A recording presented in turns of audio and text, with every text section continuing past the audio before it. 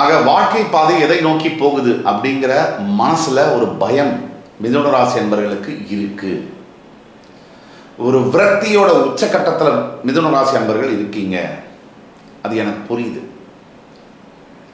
என்ன செய்தா, இப்ப அதெல்லாம் விட்டுருவோம், நெகட்டிவ் நிறைய இருக்கு, பாசிட்டிவா பேசுவோம். என்ன செஞ்சா நல்லது நடக்கும், அதான் இப்போ பாயிண்ட். இப்போ முக்கியமா மிதுன ராசியில பிறந்தவங்க ஹயக்ரீவர் கோவில் கூகுள் பண்ணுங்க. உங்க வீட்டுக்கு அருகாமையில் இருக்கக்கூடிய ஹயக்ரீவர் கோயில் மகாவிஷ்ணு கோவில். இது எங்க இருந்தாலும் தாமரை மலர்னால அவருக்கு மாலை சாத்தி முதல்ல மனசை நீங்க ஒரு நிலைக்கு கொண்டு வரணும். பிரச்சனைகள் இல்லாத மனிதன் இல்லை. உங்களுக்கு அதிகமான பிரச்சனை இருக்கு, ஆனால் அந்த மனசை நீங்க ஒரு நிலையில கொண்டு வரணும். அந்த ஒரு நிலையில கொண்டு வரதுக்கு இறை அருள், ஆன்மீகம், மனதில் அமைதி என்பது தேவை. இப்ப நம்மளை நோக்கி ஒரு 10 இடத்துல அம்பு வந்துகிட்டே இருக்குது, அம்புலாம் எரிஞ்சுக்கிட்டே இருக்காங்க. நம்ம அமைதியா இருந்தா மட்டும்தான் அது என்னங்கிறத புரிஞ்சு ஒரு முடிவை டக்குன்னு எடுக்க முடியும். ஏதோ கனாவிதான் ஏதோ ரியாக்ட் பண்ணோம்னா குத்திடும். அதனால எந்த நிலையிலும் அமைதி என்பது, மன அமைதி என்பது முக்கியம். சண்டை போடும் போது கூட மனசு அமைதியாக இருந்தால் கிளாரிட்டி இருக்கும். அப்போ மகாவிஷ்ணு கோவிலுக்கு போய் தாமரை மலர்கள்னால அவருக்கு மாலை சாத்தி வழிபடணும். அதே மாதிரி விஷ்ணு சகஸ்ரநாம மந்திரம், இது யூடியூப்ல இருக்கு, தினமும் காலையில கேட்கணும். இந்த திருமண தடை மற்றும் திருமண பந்தத்துல பிரச்சனைகள் இருக்கக்கூடியவங்க, குழந்தை பாகிய பிரச்சனைகள் இருக்கக்கூடியவங்க, அவஸ்தப்படக்கூடியவங்க, ஃபேமிலினால நீங்க என்ன செய்யணும்னா, ஒவ்வொரு பிரதோஷத்துக்கும் சிவன் கோயில்ல போய் நந்தி பகவானுக்கு காப்பரிசி இல்லைன்னா அருகம்புல் சாறு இதை வைத்து வழிபட வேண்டும். உங்க கர்ம வினைகள் எல்லாம் தீரும். பிரதோஷந்தோறும் சிவன் கோயிலில் இருக்கக்கூடிய நந்திக்கு காப்பரிசி அல்லது அருகம்புல் இதெல்லாம் வேறு, இதெல்லாம் வச்சு வழிபடும் பொழுது உங்களுக்கு அருகம்புல் சாறு அல்லது அருகம்புல் வேறு இதை வைத்து வழிபடும் பொழுது உங்களுடைய கர்ம வினைகள் தீரும். சொல்ல வேண்டியதே இல்லை, நீட்லெஸ் டு சே. மிதுனத்துக்கு நான் சொல்லி தெரியணுங்கிறதுல தர்மங்கள் நிறைய செய்யுங்க. பல ஜென்மத்தில் சேர்த்து வச்ச கர்மம் நம்ம இன்னைக்கு அனுபவிக்கிறோம். இந்த தர்மத்தை நிறைய செய்யுங்க. உங்களால் முடிஞ்ச தர்மங்கள்.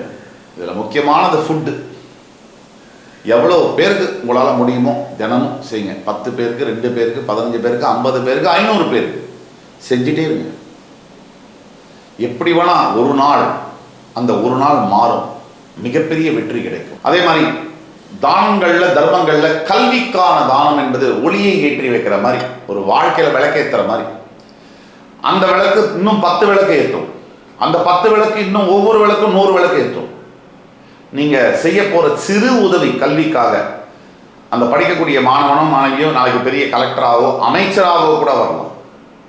அப்படி அவங்க 1000 பேரை படிக்க வைப்பாங்க, 1,00,000 பேரை படிக்க வைப்பாங்க. நீங்க செடுக்கிற சிறிய முயற்சி மிகப்பெரிய மாற்றத்தை இந்த சமூகத்தில் ஏற்படுத்தும், ஒரு பாசிட்டிவ் வைப்ரேஷனை ஏற்படுத்தும். கல்விக்கான உதவிகளை செய்யும். சரி, இதெல்லாம் ஓகே. என்ன செய்தால் நல்லது நடக்கும்? கடவுள் என்ன செய்ய போறார்? கடவுள் என்ன செய்ய போறார்? எனக்கு அடுத்த 6 மாத காலம், 1 வருட காலம் அவருடைய தீர்ப்பு என்ன? முக்கியமா உங்களுடைய ஜூன் 2ஆம் தேதிக்கு பிறகு, ஜென்மகுருடைய விலகலுக்கு பிறகு கடவுள் இதே மிதுன ராசிக்கு உங்களுடைய 10ஆம் வீடு சனி, 9 ராகு, 3 கேது, இந்த மனநிலை என்பதில் மாற்றங்கள் இருக்கும். குருவுடைய விலகலுக்கு பிறகு உங்களோட வாழ்க்கை தரத்திலையும் சரி, வாழ்க்கையில் உங்க மனசுல ஏற்படக்கூடிய குழப்பங்கள், தெளிவான சிந்தனைகள் இல்லாத நிலைகள் மாறும். தனஸ்தானத்துக்கு குரு வரும்போது பணம் தன்னால வரும். தனகாரகன் தனஸ்தானத்துல உச்சம் பெறுகிறார். நீங்க எடுக்கக்கூடிய முயற்சிகள் கைகூடும்.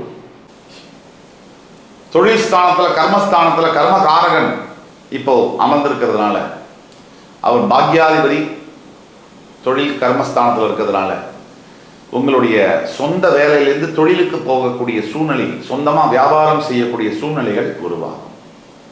நீங்கள் சொன்னீங்களே இந்த ஃபினான்ஷியல் ஃப்ரீடம், அது கிடைக்கிறதுக்கு உண்டான வாய்ப்புகள் இந்த ஜூன்லேருந்து ஆரம்பித்து அடுத்த வருஷம் மே மாதத்துக்குள்ளே கிடைக்கும்.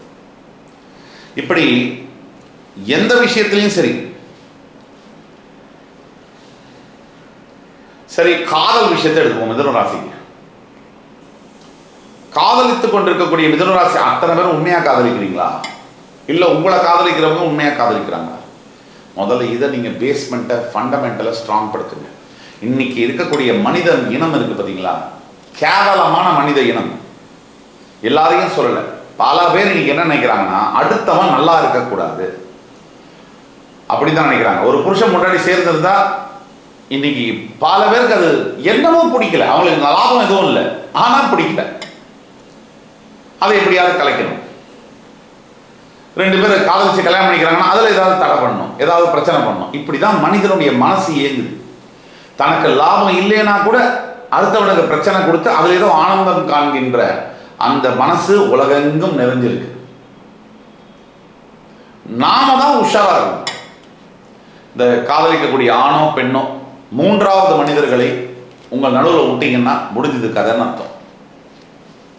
அதே மாதிரி கணவன் மனைவிக்கு அதே தான். 3வது மனிதரை உங்கள் வாழ்க்கையில் நுழைச்சிங்கன்னா உங்கள் லைஃப் முடிஞ்சதுன்னு அர்த்தம். ஏன்னா தெரிஞ்சோ தெரியாமலோ யாரும் நமக்கு நல்லது நினைக்க மாட்டேங்கிறாங்க. அந்த மாதிரி ஆளுங்க ரொம்ப குறைவு வாழ்க்கையில். அப்படி ஒரு ஆள் உங்கள் லைஃப்பில் இருந்தாங்கன்னா உண்மையிலேயே நீங்கள் பாக்கியசாலி. சுற்றி இருக்காங்க, எல்லாரும் பேருக்கு இருக்காங்க, அவங்களுக்கு ஏதோ ஒரு லாபம் இருக்கு. மனைவியாக இருந்தால் மாதம் சம்பாதிச்சுட்டு வருவான், கரிகா கூடையை தூக்கிட்டு வருவான், குழந்தைய தூக்கிட்டு வருவான், பின்னாடி ட்ராலி பேக்கை தள்ளிட்டு வருவான், நம்ம கேட்ட ஷாப்பிங்கெல்லாம் பின்னாடி சம்பளம் இல்லாத வேலைக்காரனா தூக்கிட்டு வருவான். அப்படி நினைக்கக்கூடிய மனைவிகள் நிறைய பேர் இருக்காங்க, நல்ல மனைவிகளும் இருக்காங்க. அதுவே கணவனாக இருந்தால் பொண்டாட்டினால பணம் வருமா, அவள் அப்பா அம்மா மூலியமா பணம் சொத்து ஏதாவது வருமா, இவ்வளவு நாள் அழகு ஏதாவது இவ்வளவு இருக்கா, பிரச்சனை இருக்கா, இப்போ வீட்டுக்கு சமைச்சு போடுற ஒரு வேலைக்காரியா சம்பளம் இல்லாமல், இப்படி ஏதோ ஒரு லாபத்துக்காக எல்லா ரிலேஷன்ஷிப்பும் டிரான்சாக்ஷனில் தான் ஓடுது.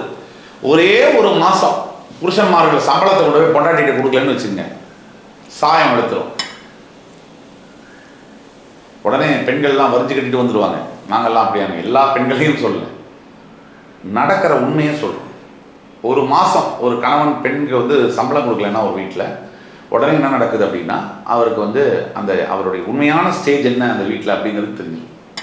2 மாதம் 3 மாதம் கழிச்சு அவ்வளோ அன்பாக இருந்த மனைவி அப்படியே மாறுவாங்க. இதுதான் உண்மை.